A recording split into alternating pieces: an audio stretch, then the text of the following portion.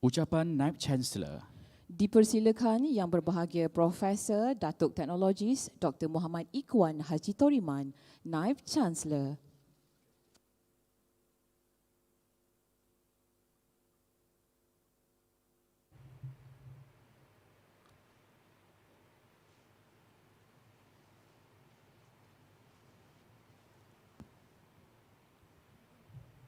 Bismillahirrahmanirrahim. Assalamualaikum warahmatullahi wabarakatuh dan salam sejahtera. Yang berbahagia Timbalan-Timbalan Naib Chancellor, Pegawai Pengurusan Utama, Ahli-Ahli Senat, Akademik dan warga universiti, Div-Div kehormat, para ibu bapa, graduan yang diraikan, serta alumni UKM yang dihormati. Bersyukur kehadirat Allah Subhanahu wa Taala kerana dengan limpah izinnya kita dapat bersama-sama meraikan Majlis Convocation UKM ke-49 ini. Alhamdulillah, setelah hampir 2 tahun kita berhadapan dengan pandemik COVID-19, kini kita telah ada perisai. 95% rakyat Malaysia sudah lengkap menerima dos vaksin masing-masing. Kini kita lebih yakin untuk berkumpul seperti hari ini, tapi masih patuhi SOP. Terima kasih kepada semua barisan hadapan yang bertungkus lumus bersama kerajaan, organisasi swasta serta seluruh rakyat Malaysia. UKM juga amat berbangga kerana turut memainkan peranan besar dalam menyumbang kepada peratusan imuniti kelompok rakyat Malaysia melalui inisiatif PPV IPT at UKM yang beroperasi di Dewan Gemilang HCTM, Pandu Lalu HPKK dan PPV bergerak HCTM UKM. Uniknya UKM dah 2 kali dalam era pandemik COVID-19 ini kita buat convocation secara fizikal mengikut norma baharu. Kita santuni pelajar, convocation yang sederhana, patuhi SOP, walaupun berkombo pakai pelitup muka, ambil scroll atas meja tanpa sentuhan, itulah norma baharu. Tapi gambar anda senyum tetap ada, cukup untuk bukti bagi tatapan anak cucu nanti. Ibu bapa pasti ingin melihat anak di atas pentas. Namun jangan risau, wajah mereka tetap boleh ditonton dari siaran langsung di Facebook dan YouTube UKM. Para graduan sekalian, lambaikan tangan anda sekarang, tanda kasih kepada mereka. Lambaikan. Sila lambaikan lagi, tinggi-tinggi lagi. Terima kasih. Majlis ini untuk anda, kemuncak perjalanan kegemilangan akademik anda. Perjalanan ini tidak mudah dan penuh cabaran. Sehingga kini 214,236 orang graduan telah dihasilkan. Pada tahun ini 7,709 orang graduan lagi akan berarak di pentas yang bersejarah ini. Jerit perih pengorbanan para pensyarah, ibu bapa, warga kerja universiti dan pelbagai pihak yang lain terbayar sudah. Tahniah kepada graduan dari Fakulti Ekonomi dan Pengurusan dan Fakulti Sains dan Teknologi yang akan menerima ijazah masing-masing pada sidang ini. Tepuk. Terima kasih. Majlis ini juga tidak akan berseri tanpa suara emas juruacara dan juru urus dia di konti. Setiap hari merekalah yang akan mengacarakan sidang kita. Apa khabar di atas sana? Alhamdulillah, luar biasa, sihat dan ceria. Terima kasih, Datuk. Terbaik. Sidang hadirin sekalian, UKM telah mencecah usia 51 tahun pada 18 Mei 2021 yang lalu. Universiti Kebangsaan ini adalah universiti watan kita, unik dan istimewa. Ditubuhkan hasil perjuangan masyarakat dan pejuang bangsa. Aspirasi rakyat untuk melihat sebuah universiti beracuankan kebangsaan, memertabatkan bahasa ibunda, berdiri megah sebagai sebuah universiti terkemuka telah pun kita tunaikan. Kita bukan lagi jago kampung. Universiti ini juga diiktiraf di peringkat dunia. Dalam QS World University Ranking, UKM kini berada di kedudukan ke-144. Dalam QS Asia University Ranking pula, UKM naik di tangga ke-33 dan dalam penarafan Times Higher Education Asia University Rankings, UKM naik di kedudukan ke-150 Asia.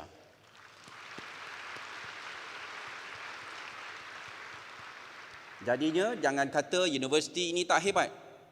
Apa yang penting bukan penarafan semata-mata, tetapi sumbangan UKM kepada masyarakat melalui penyelidikan apa yang saya sebut sebagai penyelidikan gegar gamat atau dengan izin the translational research. Hadirin yang dihormati, ibarat rumah ada tiang serinya, ibarat gunung ada pasaknya. UKM memperkenalkan Pelan Strategik Trust 2021-2025 sebagai kesinambungan kepada Pelan Strategik UKM 2014-2025. Kerangka Holistic Trust dengan izin talent, iaitu bakat, etik atau etika, revitalize, memperkasa, agile, tangkas dan soul, iaitu jiwa, menjadi nilai asas kepada setiap prakarsa yang dirancang. Lembayung Trust menjadi naratif baharu untuk UKM melangkah lebih jauh. Nilai ini perlu diterapkan dalam semua aspek bagi mencapai dua matlamat utama, iaitu kebolehpasaran graduan dan penjanaan pendapatan. Hadirin sekalian, kita sedia maklum bahawa pandemik COVID-19 memberi kesan kepada sektor pekerjaan dalam negara. Banyak syarikat terjejas dan graduan universiti pula tercari-cari peluang kerjaya yang diidamkan. Namun, alhamdulillah jangan bimbang, Fakulti Ekonomi dan Pengurusan dan FST mempunyai inisiatif tersendiri dalam menghadapi masalah kebolehpasaran graduan. Buktinya, lebih 77% graduan kedua-dua fakulti ini berjaya mendapat pekerjaan selepas menamatkan pengajian. Anda nak tahu apa ramuan kejayaan ini? Biar saya share rahsianya. Setiap program pengajian di kedua-dua fakulti ini mendapat pengiktirafan dari badan-badan akreditasi profesional dalam dan luar negara. Antaranya MIT, ACCA, SEMA dan Society of Actuaries serta Casualty Actuarial Society dari Amerika Syarikat. Saya percaya ekosistem ilmu yang kondusif di UKM turut menyokong kejayaan graduan. Ini sejajar dengan Trust UKM yang meletakkan kebolehpasaran pelajar sebagai salah satu KPI utamanya. Tahniah kedua-dua dekan fakulti ini. Saya mohon silakan berdiri Profesor Dr. Aini Aman, Dekan FEP dan Profesor Dr. Isa Ahmad, Dekan FST. Terima kasih. Saudara-saudari sekalian, hubungan yang terjalin antara UKM dengan masyarakat luar ibarat aur dengan tebing. Pandemik yang melanda dunia memerlukan kita untuk turut sama merasai kesusahan golongan yang terkesan, terutamanya golongan B40. Kita bertuah, penyelidik Fakulti Ekonomi dan Pengurusan sentiasa berinovasi menjalankan penyelidikan dan khidmat masyarakat bagi membantu meringankan golongan ini. Terkini, warga FEP bersama rakan strategik turun padang membantu memberikan sumbangan kepada 500 buah keluarga di Pangsapuri Enggang, Puchong. Tersenyum gembira wajah-wajah penghuni yang menerima sumbangan ini. Walaupun kecil, inilah Universiti Watan kita sentiasa menyantuni masyarakat. Bukan saja, ada yang nak tepuk?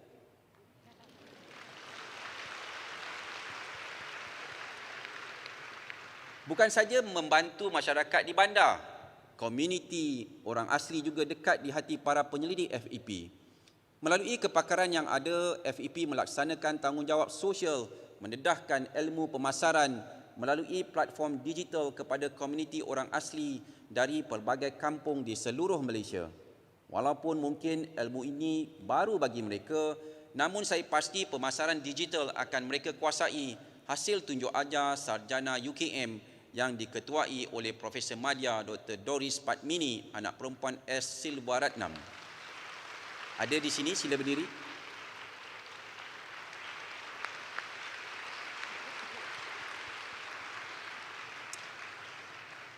Tadi kita menyantuni masyarakat bandar dan orang asli.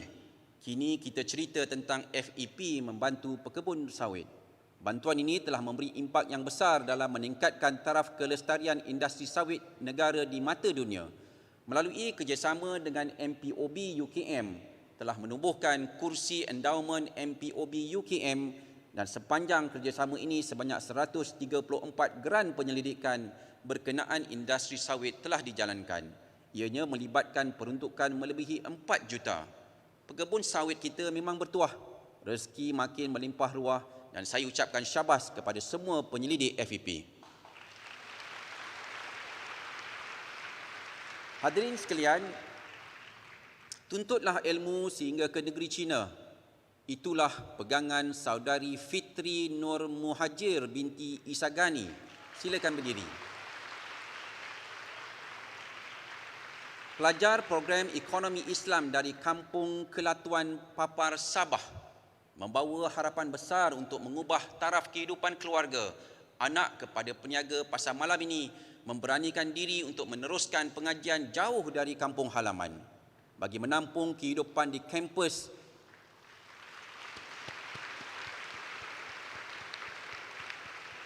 Saya baru nak rasa sedih.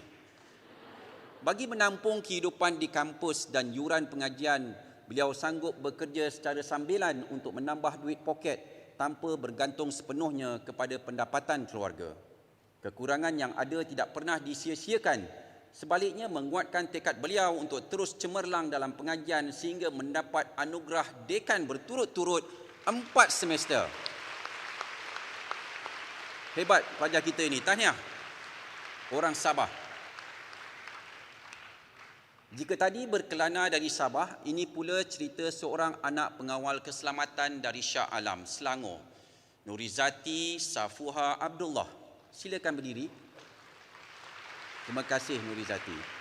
Anak kedua daripada 3 adik-beradik ini menanam azam belajar bersungguh-sungguh untuk mengubah nasib keluarga di masa hadapan. Dengan keazaman itu, beliau telah membuktikan kesusahan hidup bukan penghalang untuk melakar kejayaan. Menjadikan kakaknya sebagai idola yang kini menyambung pengajian di luar negara, beliau turut bertekad membuktikan kejayaan dengan memperoleh anugerah dekan pada setiap semester dan dinobatkan.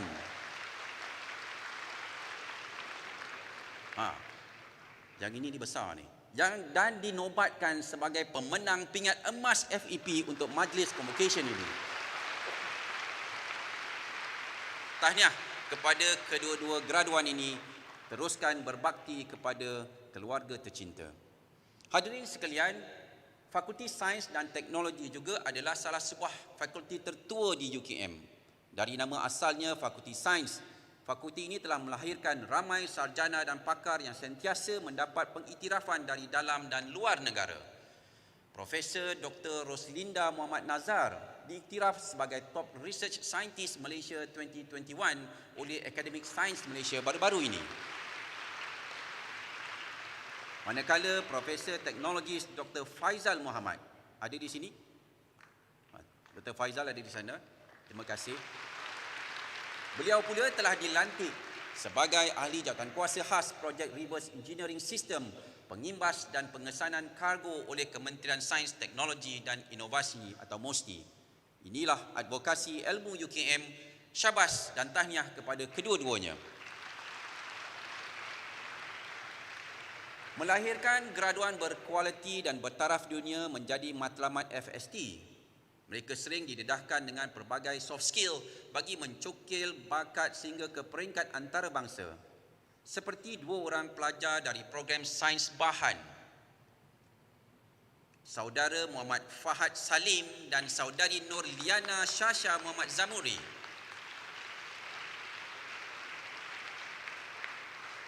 Mereka adalah wakil tunggal Asia Tenggara yang menjuarai pertandingan 3M Inspire Challenge anjuran syarikat 3Ms,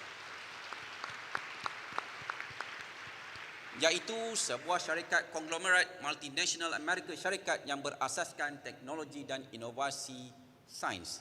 Tahniah adik.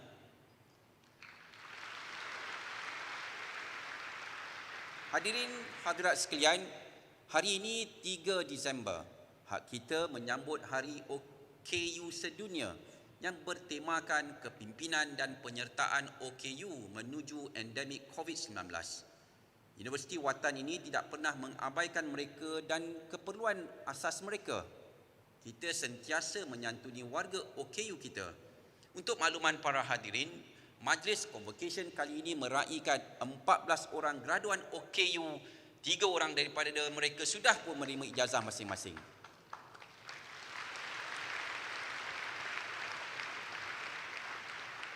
Sementara 11 orang lagi akan menyusul mengikut sidang yang ditetapkan. Tahniah diucapkan, UKM sentiasa menitik beratkan ekosistem pembelajaran mesra OKU. Walau apapun kondisi anda, kami tetap santuni. Graduan yang dikasihi, nyalaan obor kejayaan UKM menyinari seluruh pelosok negara. Nyalaan ini tidak pernah padam, malah semakin menyinar dengan adanya alumni hebat yang menerajui sektor awam dan korporat dalam dan luar negara. Kepada para alumni, kuatkan alma mater dan sentiasa menjaga nama baik UKM. UKM sentiasa mengalu-alukan anda untuk kembali ke kampus, menyumbang kembali kepada universiti ini agar manfaatnya dapat diturunkan pula kepada pelajar UKM masa kini dan akan datang. Izinkan saya menyebut beberapa nama alumni hebat dari fakulti-fakulti ini. Yang pertama, Yang Berhormat Datuk Seri Dr. Santara Kumar, Timbalan Menteri Pelancongan Kesenian dan Kebudayaan, alumni FEP 1965. Yang berbahagia Datuk Ayub Han Maidin Pichi, Ketua Polis Johor, alumni FEP 1990, dan Dr. Ismail Parlan, Ketua Pengarah FRIM, alumni FST 2009.